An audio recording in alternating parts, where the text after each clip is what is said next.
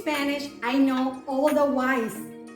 But why I'm getting confused with which and what?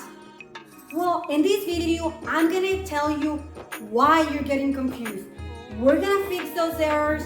You're gonna know what to do, and you will never have that problem again. Okay, so follow me. Before getting into the video, don't forget to subscribe and activate the notification button so you don't miss any of my future videos. Thank you. Que se usa para preguntar sobre una elección o una identificación entre varias opciones. ¿Ok? Varias opciones posibles. Por ejemplo, ¿qué película quieres? Es una elección entre varias películas. Shrek, Sleeping Beauty, Cinderella, Little Mermaid. Okay, a lot of options, right? Is when we use que. Another example. ¿Qué libro te gusta? Okay, once again, it's an election.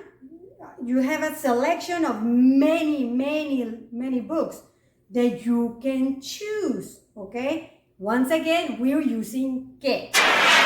Another example. ¿Qué comida prefieres? ¿Qué comida prefieres? China, mexicana, italiana, vietnamese, japonesa. A lot of options. Muchas opciones. ¿Qué? Ahora, ¿cuál? Which. Ok. ¿Cuál se utiliza para preguntar por una elección o una identificación específica entre un conjunto limitado, este o este? Entre estos dos. Ok. Algo limitado. No es te doy la opción de todas. Es aquí o acá. ¿Ok? Por ejemplo, ¿cuál de los libros es tuyo? ¿Este o este? ¿Ok? You see? I'm giving you an option of two. I'm not telling you qué libro te gusta.